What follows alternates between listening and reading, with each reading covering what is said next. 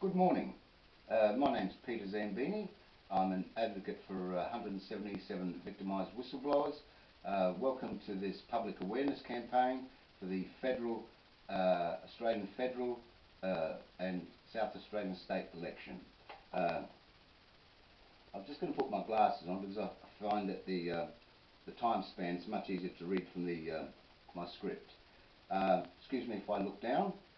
In review of this third and fourth upload YouTube video, Whistleblowers' true story that we fought corruption,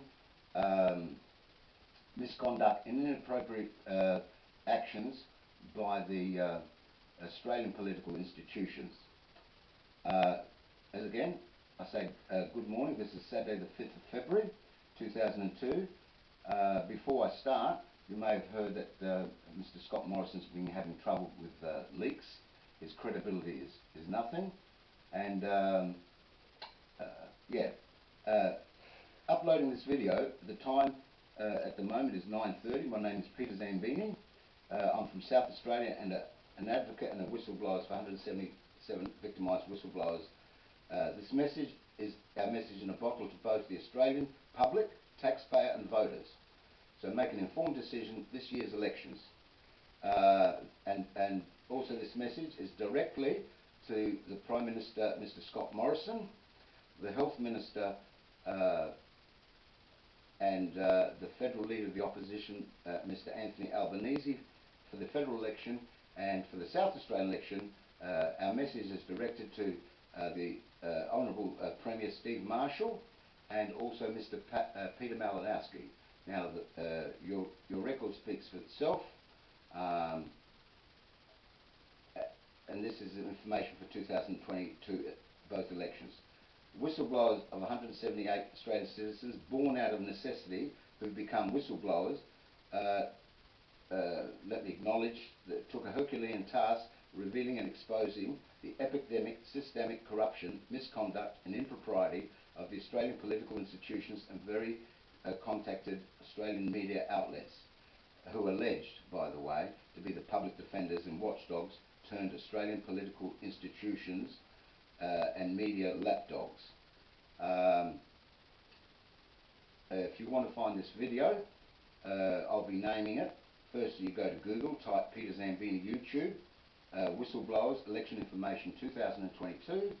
The second one, again, you Google, type Peter Zambini YouTube, Whistleblowers Public Awareness Campaign and Public Interest Disclosure for the this year's Scott Morrison's federal election and Steve Marshall's South Australian election.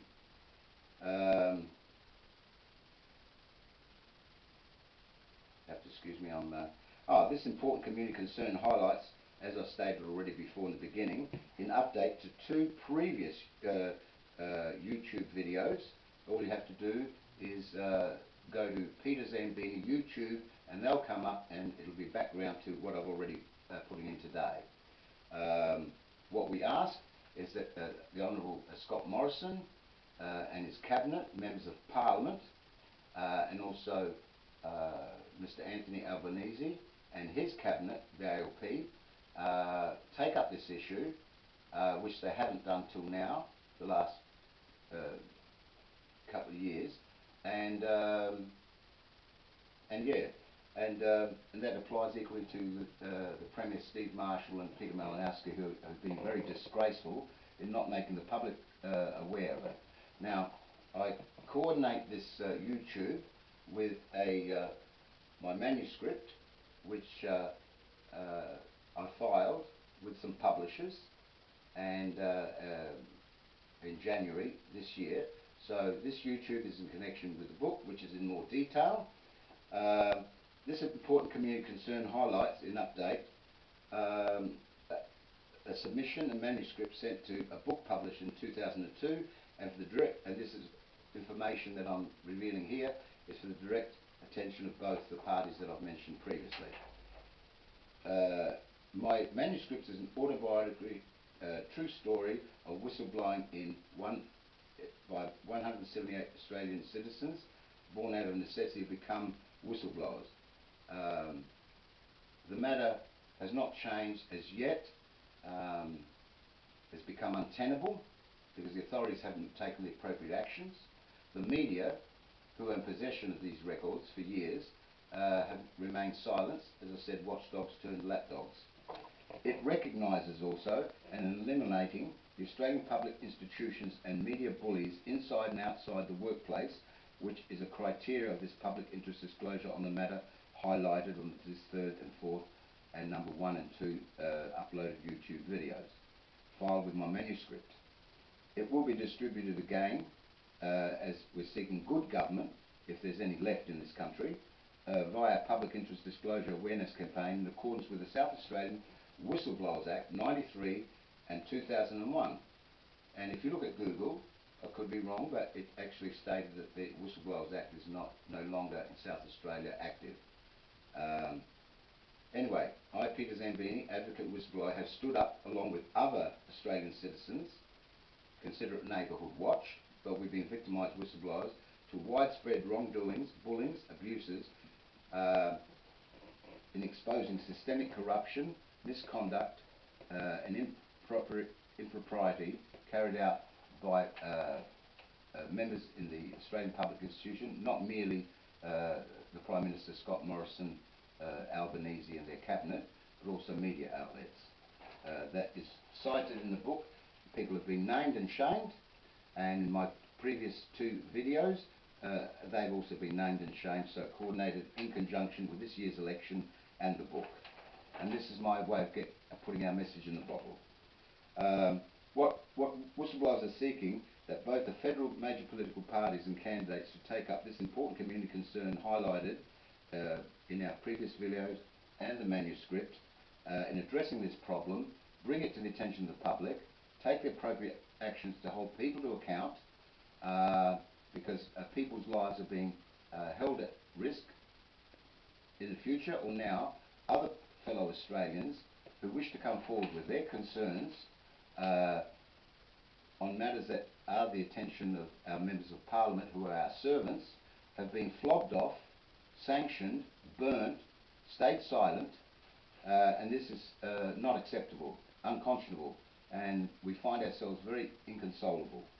In a nutshell, remember that this, being the 3rd and 4th of uploaded videos, is in conjunction with my filed manuscript with a book published in 2022, which is coordinated important community whistleblowers issues in line with this year's federal and South Australian election. And the South Australian election, I believe, is going to be in the 19th of March. Every Australian citizen householder, I ask that every Australian citizen householder and taxpayer and voters alike, now or in the future, contact your MPs and bring this matter to their attention along with us. That is why it's an important community federal and South Australian election issue to be fully and satisfactorily addressed by the Australian political institutions on behalf of protecting the public interest and the national interest. For a better future, stand up, speak out on what really matters here, or it will only go from bad to worse. It won't if we don't put a stop to it. Saying all that, I now highlight as a reference point the front cover of my manuscript. Now, it says, the front cover speaks 1,000 words with a picture, but in succinctly put is, the book title is Whatever Will Be, Will Be. It's a matter of public interest because ultimately the taxpayers are the real victims here. Author, Peter Zambini, advocate, and the real whistleblower is the public records that they're in possession of and not releasing, and public and state and federal records. That is the whistleblower. Not myself or the 178 people, but we need to bring this to the attention of the general public of Australia for their own protection, for health and safety reasons. Anyway, I'll go through my submission that I filed. I started with, to whom it may concern, to the submissions department of the book publishers. New submission, autobiographical, manuscript, 13 chapters, 185 pages, appendix 1, 2 and 3. Author Peter Zambini. Synopsis, memoirs of a whistleblower. Manuscript name, Whatever Will Be. and I point out what I said before. To whom it may concern, my name is Peter Zambini. I've written a book which I'm forwarding to you that outlines my experience as a whistleblower within the South Australian State Government Health Department and distributed bothly federal level and to other members of Parliament, including Scott Morrison, Greg Hunt, and the former Attorney General Christine Porter, which have acted inappropriately. My story begins at the Queen Elizabeth Hospital in South Australia, public hospital, and my employer being the South Australian Government, dealing with my terms of employment and the subsequent health issues following conflict of my unsafe workplace.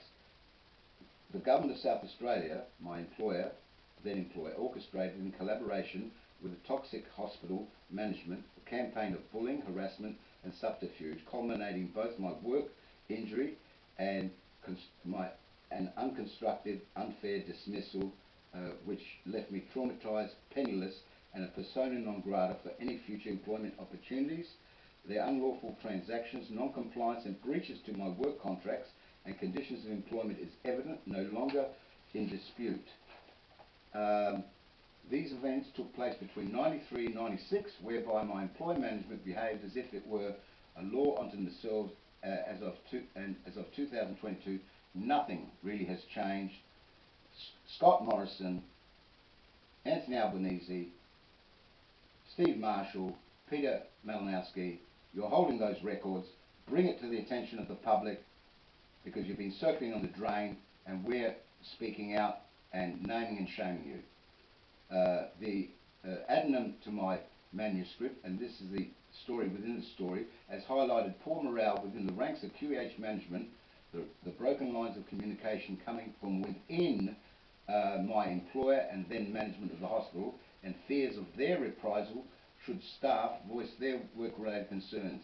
My South Australian Government, employer and hospital management double standards is irrelevant by the enclosed linked records of both federal, state and media speak for themselves within the contents in my manuscript, which I've highlighted here. I'm a victim of their reprisals, 93-96, having been falsely accused of a misdemeanour by management, though I was exonerated. Such an apology was not being forthcoming nor satisfactory compensation to me, nor has this matter been allowed to come to the public attention shown or reported to taxpayers of the Australian political institutions' transgressions. If the Australian political institutions contacted, as I mentioned, it's their transgressions, should be held accountable. I've been shunted from pillar to post 93-96 as management have closed ranks and communications lines endeavouring to discredit my integrity, credibility, professionally and personally, including with the other 177 whistleblowers, at every opportunity, being sanctioned with prejudice, marginalised, discriminated, denied equal opportunity, our rights to a fair go. If this is an example of management mending communication gaps, woe betide anyone in South Australian Health Commission that concerns employer management who provides staff with an unsafe, unhealthy workplace, as the only gap will be filled will be their voiceless health team. Thank you for listening.